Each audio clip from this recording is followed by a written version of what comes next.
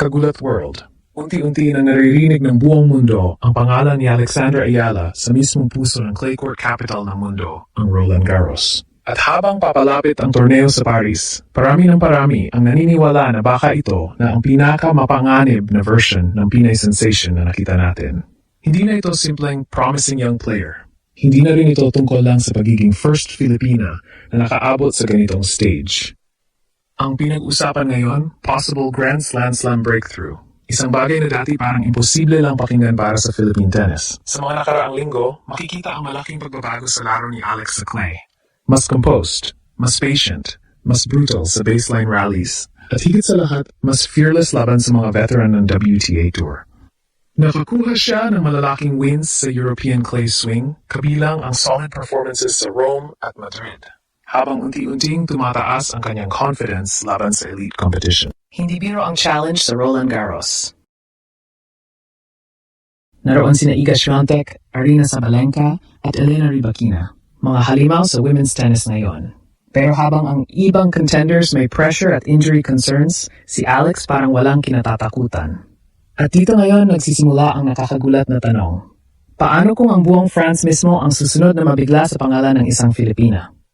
Habang papalapit ang opening ng Roland Garros, ibang klaseng atmosphere na ang bumabalot kay Alex. Hindi na siya basta young wildcard story. Hindi na simpleng underdog narrative. Ang tingin ngayon ng international tennis media kay Alex, isa siyang dangerous floater. Yung klase ng player na ayaw makaharap ng mga seeded stars sa early rounds. At may dahilan kung bakit. Sa clay season ngayong 2026, malinaw na nag-evolve ang laro niya. Dati kasi, mabilis siyang napapasabak sa high-risk exchanges. Pero ngayon, mas mature ang point construction niya. Mas disiplinado sa rallies. Hindi agad nagpapanik kapag nahahabol. At higit sa lahat, lumalaban siya physically kahit mahahabang laban na sa clay. Napansin ito sa kanyang mga performances sa Europe.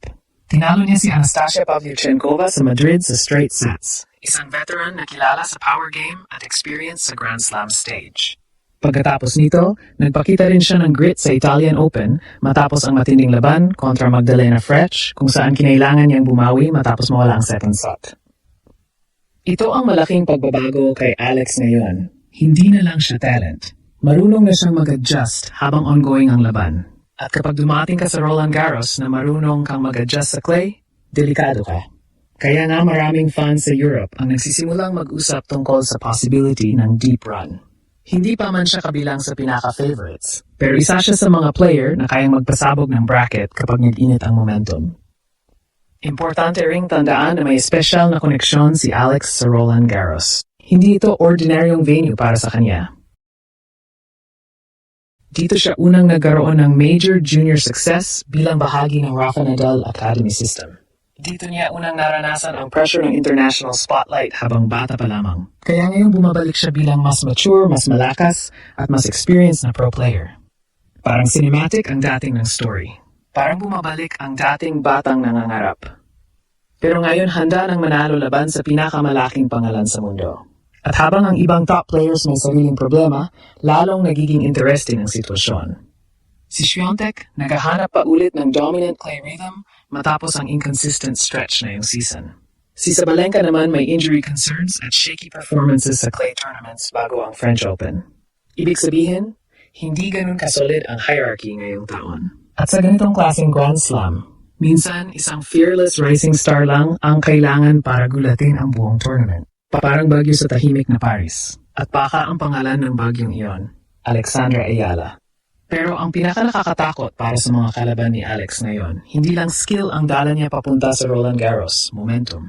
At sa tennis, kapag nagsama ang confidence, teaming at fearless mentality sa isang batang player, doon nagsisimulang mabuo ang mga legendary Grand Slam runs. Habang tumataas ang attention kay Alex, kapansin-pansin ding mas dumadami ang Pilipinong fans na handang bumiyahe papuntang Paris para suportahan siya. Sa social media pa lang, viral na ang mga videos ng mga Pinoy community sa France na naghahanda para sa Roland Garros atmosphere. Parang may sariling mini home crowd na si Alex kahit nasa Europe siya. At kapag nangyari iyon sa isang emotional player tulad niya, ibang klaseng energy ang pwedeng lumabas sa court.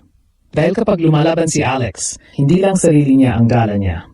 Pitpit niya ang isang bansang matagal nang naghihintay ng global tennis breakthrough. At mararamdaman iyon sa bawat punto. Isa pa sa malaking dahilan kung bakit maraming analysts ang naniniwalang pwedeng mag-surprise si Alex ay ang kanyang improved mental toughness. Noong mga nakaraang taon kasi, makita minsan na nawawala ang rhythm niya kapag nagiging physical o mahaba ang rallies. Pero ngayong 2026 season, mas kalmado na siya sa pressure moments. Kapag breakpoint down, lumalaban. Kapag naipit sa long rallies, hindi agad sumusugal. Kapag nadadala ng crowd ang kalaban, mas tumitibay pa siya. Yan ang klase ng transformation na hindi agad nakikita sa stats. Pero sobrang delikado sa Grand Slam environment. At mahalaga yon sa Roland Garros dahil ito ang isa sa pinaka-brutal na major tournament sa mundo. Mabagal ang clay, mahahaba ang rallies. Kailangan ng matinding patience at conditioning. Hindi sapat ang power lang. Kailangan mentally ready ka sa digmaan ng momentum. At dito ngayon pumapasok ang malaking tanong. Handa na ba talaga si Alex para sa isang historic breakthrough? Kapag titingnan ang kanyang trajectory, mahirap nang baliwalain ang possibility. Bata pa siya, pero may international experience na. Galing siya sa world-class development system ng Rafa Nadal Academy. Sanay na siya sa European conditions. At higit sa lahat, unti-unti nang nawawala ang takot niya laban sa mas malalaking pangalan. Hindi na siya yung player na masaya ng makasabay. Ngayon, pumapasok na siya sa court para manalo. At kapag dumating ang isang racing star sa puntong yon, nagiging unpredictable ang buong tournament bracket. Imagine this scenario. Makalusot si Alex sa first week ng Roland Garros. Makuha ng upset laban sa seeded player. Biglang magsimulang mag-trending sa international sports media. Tapos unti-unting mapuno ng Philippine flags ang crowd sa Paris. Hindi malabong mangyari. Dahil nakita na natin ito sa ibang sports. Isang underdog story na biglang nagiging global phenomenon. At kung mangyari yon kay Alex, hindi lang ito magiging personal achievement. Maari itong maging isa sa pinakamalaking sports moments sa kasaysayan ng Pilipinas. Isang Filipina.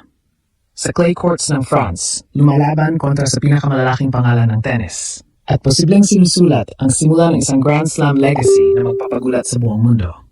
Habang papalapit ang Roland Garros, mas lalong umiinit ang usapan tungkol kay Alex. Hindi na lang ito simpleng future star conversation. Ang tanong ngayon ng marami, kaya na ba talaga nigulatin ang buong France at makagawa ng impossible run sa pinakamahirap na Grand Slam surface sa mundo? At sa totoo lang, naroon na ang lahat ng ingredients. Confidence, experience, momentum, fearless mentality, suporta ng buong Pilipinas. Pero higit sa lahat, naroon yung pakiramdam na may special na mangyayari.